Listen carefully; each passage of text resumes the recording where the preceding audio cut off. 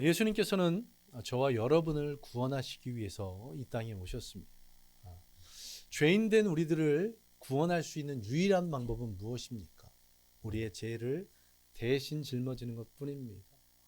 이 땅에 인간의 몸으로 오셔서 우리의 죄를 대신 짊어지시고 십자가에 달려 죽으시는 것, 그것이 우리의 죄를 사할 수 있는, 그래서 우리가 구원받을 수 있는 유일한 방법입니다. 그런데 한 가지 전제가 붙습니다. 이 땅에 오실 때 죄 있으신 몸으로 오시는 것이 아니라 죄 없으신 몸으로 오셔야 되는,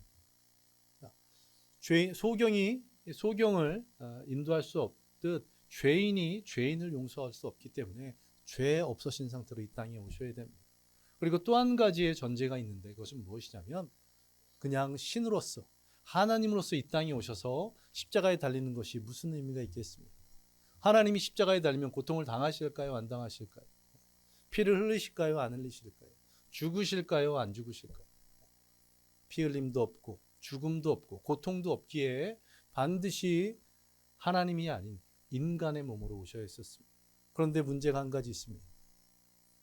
인간의 몸으로 이 땅에 오면 죄 없으신 상태가 될 수 없다는 것입니다. 왜 죄가 없을 수 없습니까? 아담과 하와를 통해서 원죄가 생긴 이후 그 원죄는 모든 인류에게 유전적으로 이어졌습니다. 이 땅에 태어나면서부터 우리는 죄인인 것입니다. 그래서 성경에서는 어떻게 말씀하고 있습니까? 로마서에 보시면 세상에 의인은 없나니 하나도 없다고 말씀합니다. 우리는 태어나면서부터 죄인이기 때문에 그렇습니다. 그렇다면 인간의 몸으로 오셔서 거기다 죄 없으신 몸으로 오실 수 있는 유일한 방법이 있는데, 그것이 무엇입니까? 바로 동정녀 탄생입니다. 성령으로 잉태되는 것입니다. 제가 중학교 한 2학년 때쯤으로 기억이 되는데요. 학생부 예배를 드리는데 그때도 12월이었던 것 같습니다. 목사님께서 예수님께서 동정녀 마리아에게서 나셨다고 말씀을 전하셨습니다. 그런데 문제가 있었습니다. 바로 저에게 문제가 있었는데, 첫 번째 문제는 제가 과학 시간에 포유류는 유성생식으로 번식을 한다. 무엇입니까? 난자와 정자가 만나야지만 번식을 한다는 것을 배웠고요. 두 번째는 아까 말씀드렸던 것처럼 제가 중학교 2학년 질풍노도의 시기를 달리고 있었다는 겁니다. 물론 저는 어렸을 때부터 모범적이어서 아주 심각하지는 않았습니다. 살짝 삐뚤어졌을 뿐인데, 이 두 가지가 결합되다 보니 어떤 문제가 생겼을까요? 예배를 끝마치고 분만 공부를 하기 직전에 저희 반 아이들에게 제가 이렇게 말했습니다. 아니야. 인간은 포유류인데 어떻게 동정녀 마리아에게서 날 수 있는가? 암수 한 몸도 아닌데 어떻게 난자만으로 아이가 태어날 수 있는가? 말이 되지 않는다고 그 얘기를 하는데, 그것을 누가 들으셨을까요? 목사님이 들으셨으면 더 큰일인데, 감사하게도 전도사님. 그런데 이 전도사님이 만만하신 분이 아닙니다. 굉장히 강력하신 분이셨는데, 제가 뭘 봤냐면 전도사님 방에서 학생부 회장형하고 총무형이 머리를 박는 거죠. 지금이라면 상상할 수도 없는 일이죠. 근데 30년 몇 년 전에는 그런 일이 가능했는지, 아니면 그분이 특별했는지 굉장히 세신 분이십니다. 몽둥이로 맞았다는 그런 소문도 들릴 정도로. 이분이 지나가시면서 그 말을 듣고 저에게 두 마디 하셨습니다. 뭐라고 하셨을까요? 네? 네? 따라와. 그것도 무서운 말인데, 요셉도 가만히 있는데 네가 왜 난리냐고. 요셉도 믿는데 왜 네가 믿지 않냐고 한마디 하고 지나가셨습니다. 저쪽에 은혜가 넘치네요. 자, 약간의 MSG가 첨가되긴 했지만 제가 직접 경험한 일화인데요. 여기서 이 전도사님 말씀에 한 가지 오류가 있습니다. 요셉이 정말 가만히 있었습니다. 정말 믿었을까요? 처음에는 그렇지 않았습니다. 오늘 본문 앞에 있는 19절을 한번 보시기 바랍니다. 19절. 그의 남편 요셉은 어떤 사람이라고요? 의로운 사람이라 그를 드러내지 아니하고 가만히 끊고자 하여 조용히 파혼하려고 했던, 그것이 요셉의 마음이었던 것 같습니다. 처음부터 믿었던 것은 아닌 거죠. 유대인들은 결혼 예식이 지금의 우리와는 조금 달랐습니다. 당연히 뭐 시대도 다르고 나라도 다르기 때문에 다른 것이 당연한데요. 예전에 있었는데 요즘에는 약혼식 하는 가정 거의 없을 겁니다. 상견례 정도로 약혼식을 다 건너뛰는데요. 이 유대인들은 약혼식 같은 그들에게 표현하면 정혼식이 있었습니다. 한 여인을 마음에 품고 그 여인과 결혼하기로 결정이 내려지면 한 1년 정도의 텀을 갖습니다. 혼약하기로 결정, 그러니까 정혼을 하고 한 1년 정도의 시간을 갖습니다. 그리고 그 1년 정도의 시간 동안 이 신랑은 신부와 함께 살 집을 마련하기 위해서 열심히 일을 하는 겁니다. 자, 지금 요셉은 어떤 상황이었을까요? 마리아와 정혼을 한 상태입니다. 그리고 함께 살 집을 열심히 준비하고 있는데 그런 요셉에게 어느 날 청천벽력과 같은 소식이 들려옵니다. 어떤 소식입니까? 마리아가 임신을 했다는 그런 소식. 소문이 넓게 퍼지진 않았지만 조용히 그 소식이 들려왔습니다. 함께 있지도 않았습니다. 함께 동거하다가 그랬다면 모르겠는데 함께 있지도 않았습니다. 그런데 약혼녀가 임신을 했다. 무슨 생각이 들까요? 이것은 바로 부정이다. 율법에 의하면 마리아는 어떤 처지에 처하게 됩니까? 돌에 맞아 죽어야 했었습니다. 돌에 맞아 죽어야 하는 상황. 그런데 요셉은 어떻게 합니까? 마리아가 그렇게 되는 것을 원치 않았기에 조용히 그것을 덮고자 했던 것을 보게 됩니다. 자, 이런 마음을 먹고 있던 요셉, 그 요셉에게 천사가 나타나서 마리아에게서 태어날 예수님에 대해서 말씀하고 있는 것이 오늘 본문 내용입니다. 이제 오늘 본문을 한번 펼쳐보시기 바랍니다. 오늘 본문을 펼쳐보면서 자세히 살펴보면서 함께 은혜를 나누고자 하는데요. 먼저 20절을 보시기 바랍니다. 20절. 우리 믿는 성도들에게 너무나 익숙한 구절이죠. 어떤 내용입니까? 예수님께서 성령으로 잉태하셨다는 것. 우리는 이미 들어서 알고 있는 내용이기 때문에 그냥 그렇구나 하고 넘어갈 수 있습니다. 그렇지 할 수 있습니다. 그런데 요셉에게는 이 말씀이 어떻게 들렸을까요? 지금 요셉의 심정이 어땠을까요? 앞서 말씀드렸던 것처럼 정혼한 상황입니다. 조선시대처럼 얼굴도 보지 않고 부모가 맺어주는 그런 상황이 아니었고요. 한 남자가 한 여인을 보고 그 여인이 마음에 들면 집에 가서 부모에게 말합니다. 그러면 부모가 지금까지 아들 결혼하려고 준비했던 지참금을 들고 아들과 같이 그 여인의 집으로 찾아갑니다.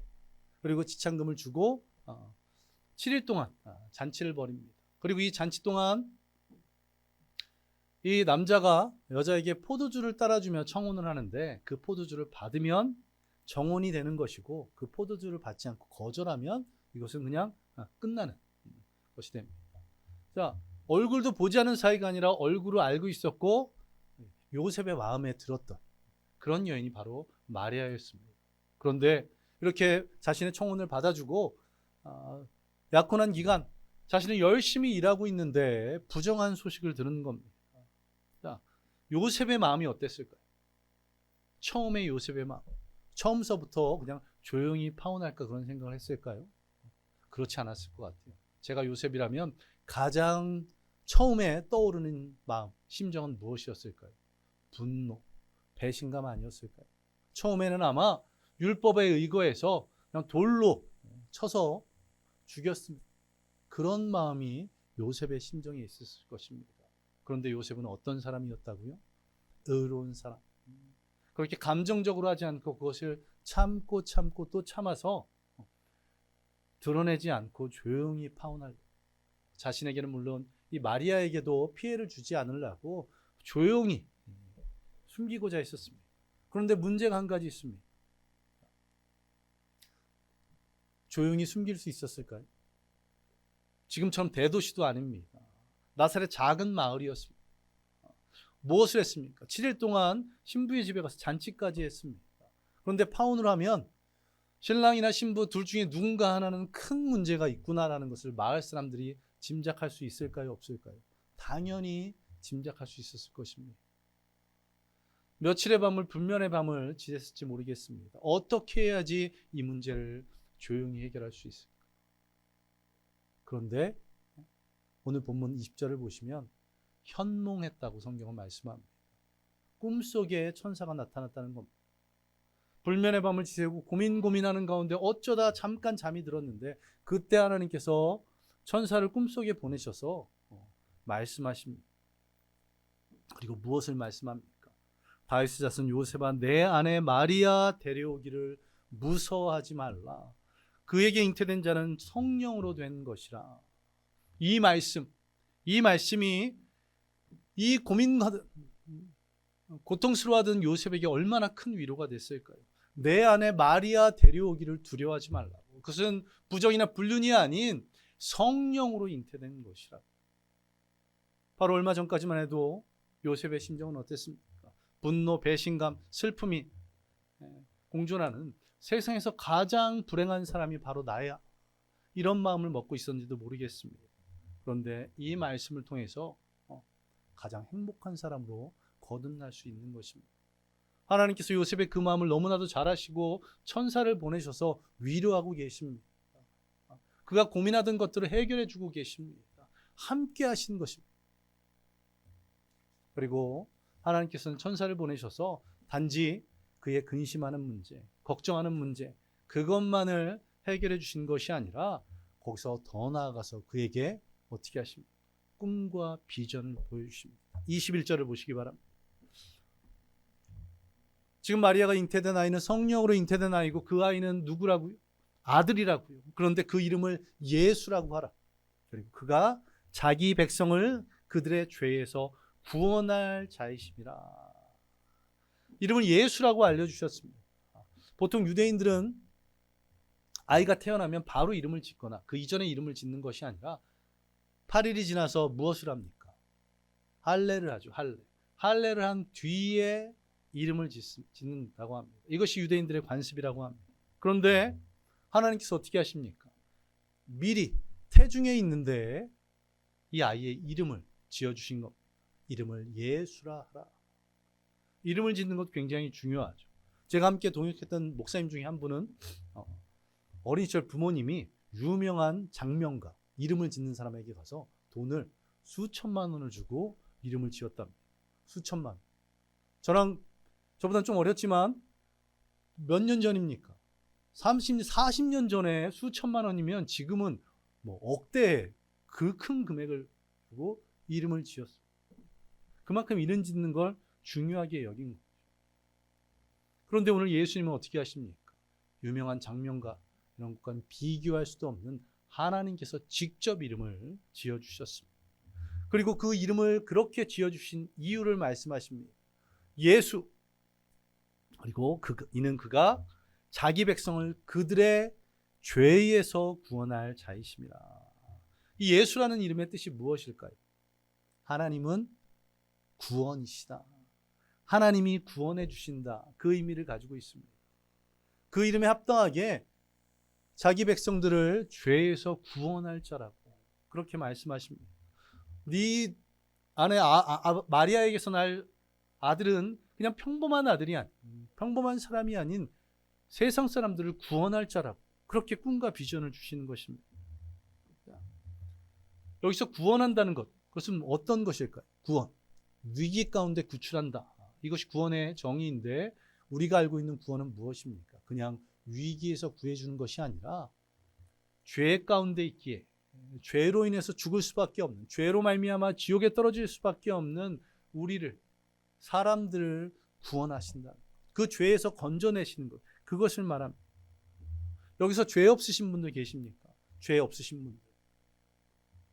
제가 차를 운전하면서 라디오를 들었는데요. 한 정치평론가가 이런 얘기합니다. 요즘 정치인들이 여러 구설수에 있지 않습니까?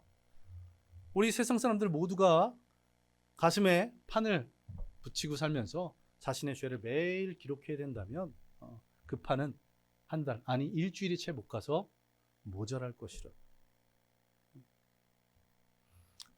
누구도 타인 앞에서 무엇인가를 할 수 없을 것이라고. 왜요? 자신의 죄가 다 있는데 장인 앞에서 나를 뽑아주십시오라고, 내가 이렇게 하겠다고, 이를 이루겠다고 어떻게 말씀할 수 있겠습니까? 그래서 세상 모든 사람들은 죄인이라고. 물론 기독교 방송에서 들어서 그렇게 마무리했는지는 모르겠지만 성경적인 말을 하더라고. 이 패널의 말처럼 지금 이 자리에 있는 모든 분들이 가슴에 지난 한 주간 동안 지은 죄들을 다 써놓고 예배를 드린다면 여러분들의 자세가 어떨까요? 아마 엘리사 같을 것입니다. 무릎 사이에 머리를 묶고. 왜요? 이거 감추려고. 오늘 일부 예배 때 어떤 분은 온라인으로 예배 드린다고 지혜로운 방법을 말씀하셨지만 여러분 그냥 이렇게 고개 뻣뻣이 들고 예배 못 드릴 겁니다. 옆에 사람이 내 죄를 볼까? 고개를 숙이고, 그리고 또 하나님께 자신의 죄를 용서해 달라고 통회하는 심정으로 그렇게 엎드려서 기도하셨겠죠. 죄로 인한 것, 그것의 결과는 무엇입니까? 사망이라고 분명하게 말씀하고 있습니다. 로마서 6장에서 죄의 삭은 사망이다, 이렇게 분명히 말씀하십니다. 아담과 하와를 통해서 지어진 그 죄가 우리 모든 인류에게 이어진 그 원죄라고 표현하죠. 또 저와 여러분은 어떻습니까? 일상생활 가운데 계속해서 죄를 범합니다. 바로 자범죄. 이 죄로 인해서 우리는 죽을 수밖에 없는, 지옥에 떨어질 수밖에 없는 그런 존재들인데, 하나님께서 독생자 예수 그리스도를 이 땅에 보내셨어요. 죄 없으신 분을 인간의 몸으로 보내셔서 십자가에 달려 피 흘리고 고통당하시고 죽기까지 우리를 사랑하셔서 우리를 구원해 주셨다는 것입니다. 우리를 죄와 사망에서 구원하신, 우리를 모든 죄에서 사하신 그 주님의 은혜에 날마다 감사하는 저와 여러분들 되시기를 간절히 소망합니다. 그리고 하나님께서 예수님을 이 땅에 보내신 이유, 우리를 구원하시기 위함도 있지만 또 무엇입니까? 그 예수님께서 이 땅에 오신 것, 그것은 세상 인류들이 너무나 많은 죄를 지었어. 저들을 구원해야 되기 때문에 빨리 예수님을 투입하자, 이렇게 갑작스럽게 결정된 것이 아닙니다. 오늘 본문 22절을 보시기 바랍니다. 어떻게 말씀하고 있습니까? 이 모든 일이 된 것은 주께서 선지자로 하신 말씀을 이루려 하심이라. 당신의 말씀을 이루고자 하셨는데 어떻게 해요? 선지자를 통해서 말씀하셨다고요. 그리고 선지자보다 훨씬 이전부터 말씀하셨습니다. 창세 전부터 예수님께서 이 땅에 보내실 것을 계획하셨고요. 창세기에서도 예수님에 대한 언급이 드러납니다. 창세기 3장을 보시면 아담과 하와를 유혹한 뱀을 저주하시는데 거기서 이렇게 말씀합니다. 여자의 후손이 내 머리를 상하게 할 것이요. 여기서 여자의 후손이 누굽니까? 동정녀 마리아에게 나신 예수 그리스도를 의미합니다. 창세기 때부터, 그리고 미가 선지자를 통해서 유대 땅 베들레헴에 예수님께서 태어나실 것, 또 스가랴 선지자를 통해서 예수님께서 나귀를 타고 예루살렘에 입성하실 것을, 또 말라기 선지자를 통해서 예수님의 앞길을 예비하기 위해서 침례 요한을 보내실 것, 그리고 그 외에도 여러 선지자들을 통해서 예수님께서 이 땅에 오실 것을 미리 말씀하셨고, 그 말씀을 이루시기 위해서, 그 말씀을 성취하시기 위해서 예수님을 이 땅에 보내셨다고 말씀하고 있습니다. 그리고 그 말씀이 이루어지면서 어떻게 하십니까? 오늘 본문 23절, 이사야서 7장 14절을 인용한 오늘 본문 23절, 우리 성경을 보면서 우리 한 목소리로 함께 읽어보겠습니다. 함께 있습니다. 보라, 처녀가 잉태하여 아들을 낳을 것이요, 하나님이 우리와 함께 계시다 함이라. 은혜와 사랑이신 예수님께서 당신의 말씀을 이루시기 위해서, 또 우리를 구원하시기 위해서 이 땅에 오신 것뿐만 아니라 어떻게 이 땅에 오셨다고요? 우리와 함께 하시기 위해서. 그 이름이 임마누엘이신데 그 뜻이 무엇이라고요? 하나님이 우리와 함께 하신다. 또한 예수님께서 마태복음 28장 20절에서 마지막 지상 명령으로 무엇을 말씀하십니까? 세상 끝날까지 내가 너희와 항상 함께 있으리. 그분의 이 땅에 오심 시작부터 마지막 순간까지 함께 하시겠다고 분명하게 말씀하고 있습니다. 예수님께서 우리를 구원하시기 위해서만, 구원만으로 이 땅에 오셨다면, 우리의 구원, 우리가 구원받고 그러면 끝인가요? 아니요. 이제 구원받은 후에 어떤 삶이 열립니까? 우리가 믿는 성도로서의 삶의 여정을 쭉 지속해 나가야지 되지 않겠습니까? 그런데 우리가 성도 된 것은 완전한 의인 되었다는 것이 아닙니다. 우리가 죄인인데 예수 그리스도의 피로 보혈로 말미암아 너희가 지금은 의롭다 칭함을 받은 것. 아직 우리는 죄인이지만 죄성을 가졌지만 예수님의 보혈로 죄가 사해졌기 때문에 의롭다 칭함을 받은 그런 존재들입니다. 그러니 우리들은 매일의 순간마다 매 순간의 삶마다 어떻게 합니까? 계속해서 죄를 범합니다.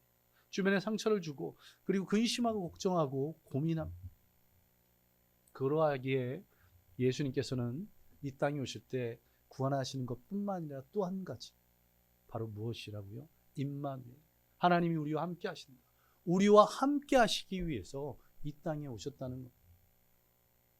그 은혜에 감사를 드리는, 찬양을 드리는 저와 여러분 되시기 바랍니다. 우리의 삶의 여정 순간순간마다 주님께서 함께 하실 줄로 믿습니다.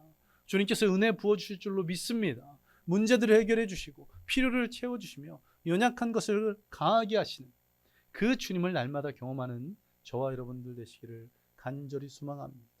주님께서 함께 하신다는 것, 오늘 본문에서 이미 보여주고 계십니까? 보여주고 계시지 않습니까? 오늘 말씀이 누구에게 하신 말씀이라고요?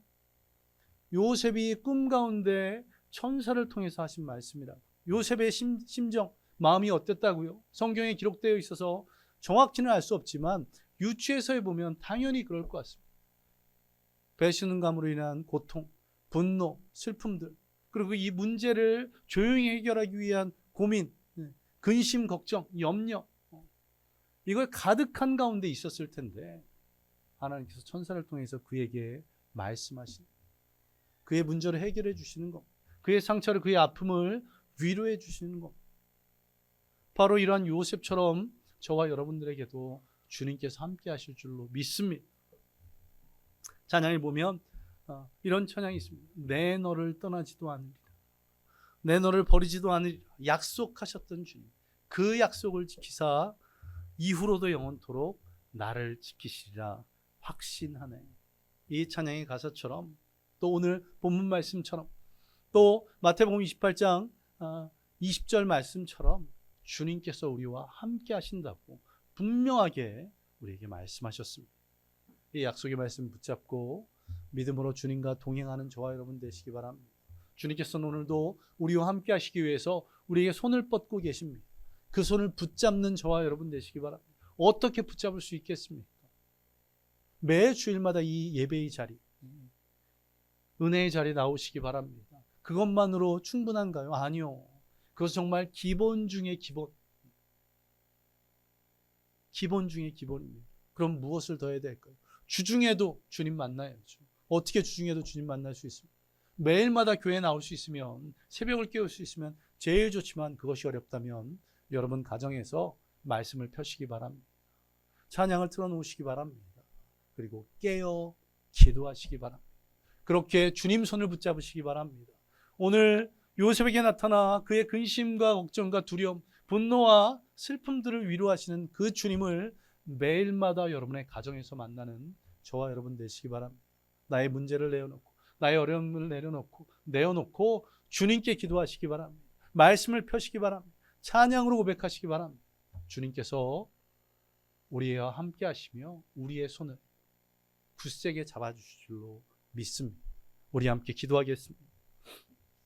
오늘 말씀을 떠올리며 우리 함께 기도합니다. 주님께서 이 땅에 오신 이유, 당신이 하신 말씀을 이루시기 위해, 우리를 구원하시기 위해, 우리와 함께 하시기 위해서 이 땅에 오셨습니다. 그 주님의 은혜에 감사하며 이제는 우리가 구원받았기에 함께 하기를 소망합니다. 내가 주님 손을 붙잡기를 간절히 소망합니다. 주님 품 안에 있기를 소망합니다. 주의 날개 아래 거하기를 소망합니다. 예배를 통해서, 가정에서 말씀 묵상과 찬양과 기도를 통해서 주님 안에 거하기를 소망합니다라고 우리 함께 기도하며 결단하겠습니다. 기도합니다. 아버지 하나님, 오늘도 우리에게 진리의 말씀을 통해서 우리와 함께 하시는 주님을 다시 만나게 하시니 감사합니다. 주님께서 이 땅에 우리를 구원하시고 우리와 함께 하심을 믿습니다. 나의 삶의 순간마다 함께 하실 주님을 만나기 위해서 이 은혜의 자리를 사모하며 또한 가정에서 깨어 기도하고 말씀 묵상하며 찬양하며 주님의 내리는 그 주님의 품 안에 거하며 주의 날개 아래 거하는 우리 모든 성도들, 그렇게 우리의 삶의 모든 어려움 가운데 주님 함께 하심으로 그것을 하나하나 해결해 나가고 믿음으로 승리하는 우리 모든 성도들 되게 하여 주옵소서. 우리 모든 성도들이 이렇게 주님의 말씀 붙잡기로 깨어 기도하기로 은혜의 자리 나오기로 합니다. 날마다 주님을 찬양하기로 주님 붙잡고 주님과 동행하는 믿음의 성도들 되도록 주여 역사하여 주시옵소서. 그렇게 귀한 은혜를 부어주시니 주님 감사드립니다. 모든 것 예수님 이름으로 드립니다. 우리 다시 한번 기도할 때 우리 성도들을 위해서 기도하겠습니다. 우리 모든 성도들이 그 한 주간 동안 주님 만날 수 있도록, 주님의 은혜를 경험할 수 있도록 삶의 순간마다 그 주님을 의지하고 주님을 바라봄을 통해서 슬픔이 가시고 기쁨이, 평안이, 감사가 충만한 성도들 되도록 우리 성도들을 위해서 우리 함께 기도하겠습니다. 기도합니다.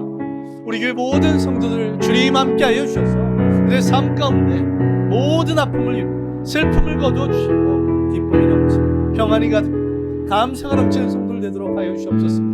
아버지 하나님, 문제의 순간마다 주님 깨닫게 하여 주옵소서. 주님의 뜻이 무엇인지를 분별할 수 있도록 말씀으로, 기도로, 찬양으로 주님 앞으로 나아가겠습니다. 그렇게 주님과 동행, 주님과 함께함으로 말미암아 삶의 어려움들을 속히 벗어나 육신의 낙함에서 회복되며 상한 심령들이 치유, 모든 몸 필요들을 체험받고 하나님께 감사, 그 찬양과 영광을 돌리는 우리 모든 성도들, 그렇게 역사하시는, 그렇게 은혜 부어 부어주시는 요셉과 함께 하셨던 주, 우리 나와 함께 해달라 믿음으로 고백하는 우리 모든 성도들 되도록 주여 역사하여 주옵소서. 그렇게 주님께서 우리 성도를 붙들어 주시고 은혜를 부어주심을 믿으며 이 모든 것 예수님 이름으로 기도드립니다. 아멘. 아버지 하나님 감사드립니다. 오늘도 주님께서 우리와 함께 하셨고 우리에게 은혜를 부어주시고 우리에게 크신 사랑으로 역사하시니 감사드립니다. 오늘 주님 주신 말씀 붙잡기 원합니다.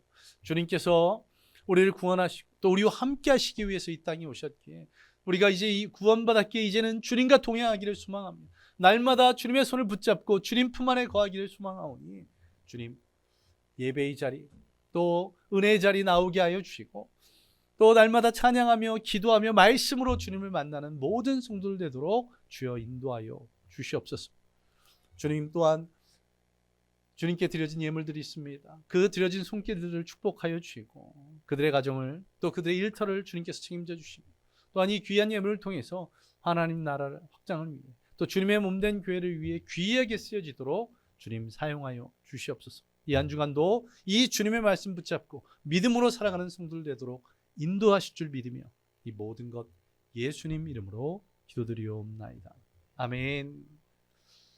이제는 우리 주 예수 그리스도의 은혜와 무한하신 하나님의 사랑하심과 성령님의 함께하심과 충만하심이 오늘 말씀대로 하나님과 동행, 주님과 동행으로 작정한 모든 성도들 머리 위에 임하기를 예수 그리스도의 이름으로 간절히 축원하옵나이다.